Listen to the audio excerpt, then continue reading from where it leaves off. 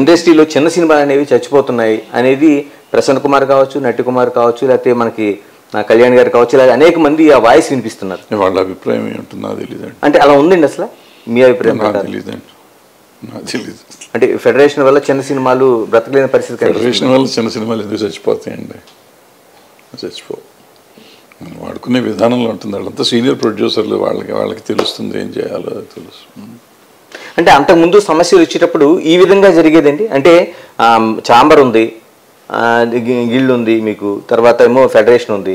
ఇలా కాకుండా ఇప్పుడు చిరంజీవి గారి ఇంటి దగ్గరికి, బాలకృష్ణ గారి ఇంటి దగ్గరికి ఇలాంటి సిస్టమ్ ఉండేది అప్పుడు? జనరేషన్స్ మారిపోయినాయి సార్, మనుషులు మారిపోయారు, పద్ధతులు మారిపోయినాయి. వాళ్ళు ఇష్టం వచ్చింది వాళ్ళు చేస్తున్నారు. అది ఏంటి, ఏది రైట్ ఏది తప్పు అని అడిగే హక్కు నాకు, నేను సినిమా ఇండస్ట్రీలో దూరంగా ఉన్నాను చెప్పే అధికారం నాకు లేదు. తప్పు తప్పు అంతవరకు నేను చెప్పగలను. ఎందుకు వెళ్ళారు ఇవన్నీ సమాధానం నాకు తెలియదు కదా. అంటే సిస్టమ్ ఉంది కదా ఇప్పుడు. అంత సిస్టమ్ ప్రకారం వెళ్తే ఛాంబర్ తప్ప ఇంకెక్కడికి మాట్లాడకూడదండి. ఛాంబర్ కూడా 5 నెలలు అయిపోయి ఉండాలండి. ఇన్ని రోజులు ఆగకూడదు అసలు. ఓకే, అది సిస్టము.